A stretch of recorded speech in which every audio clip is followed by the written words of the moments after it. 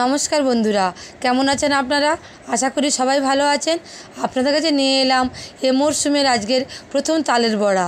এই দেখুন, আমি দুখানা সুন্দর কালো তাল জোগাড় করে নিয়ে এসেছি।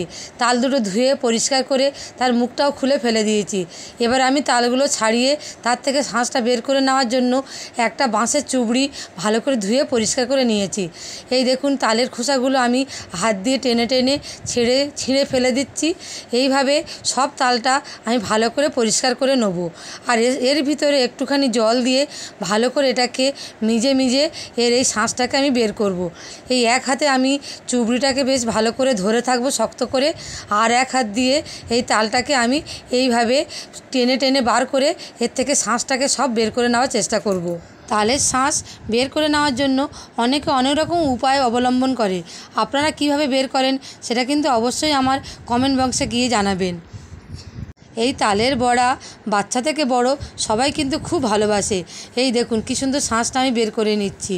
আর সামনে তো জন্মাষ্টমী আসছে, শ্রীকৃষ্ণের পূজা, তাতে তো তালের বড়া অবশ্যই লাগে। এই দেখুন, তালের শাঁসটা আমি কি সুন্দর বের করে নিয়েছি। এর সাথে আমি দিচ্ছি 1 বাটি সুজি, 1 বাটি ময়দা, 1 বাটি চিনি, তারপর আমি এর সাথে অ্যাড করব 1 বাটি আটা, তারপরে দেবো 1 বাটি চালের গুঁড়ো। এই সব কিছু দিয়ে অল্প একটু জল দিয়ে আমি বেশ ভালো করে হাত দিয়ে মাখিয়ে নেওয়ার চেষ্টা করব। এই দেখতেই পাচ্ছেন কি সুন্দর করে আমি এগুলোকে ফাটিয়ে নিচ্ছি।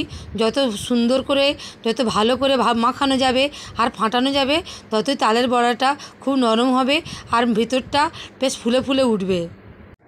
এর সাথে নারকেল কোড়াটা দিলে আরও ভালো হতো, কিন্তু আমি আজকে নারকেল কোড়াটা দিলাম না। এই সব কিছু দিয়ে আমার মাখানো হয়ে গিয়েছে।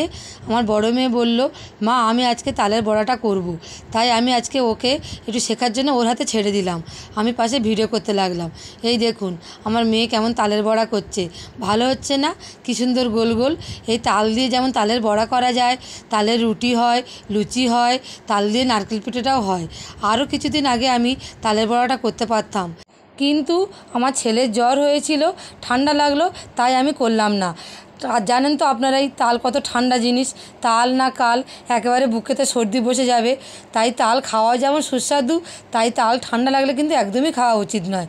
এই দেখুন আমার মেয়ে কথায় কত সুন্দর করে বড়াগুলো সব ভেজে নিচ্ছে।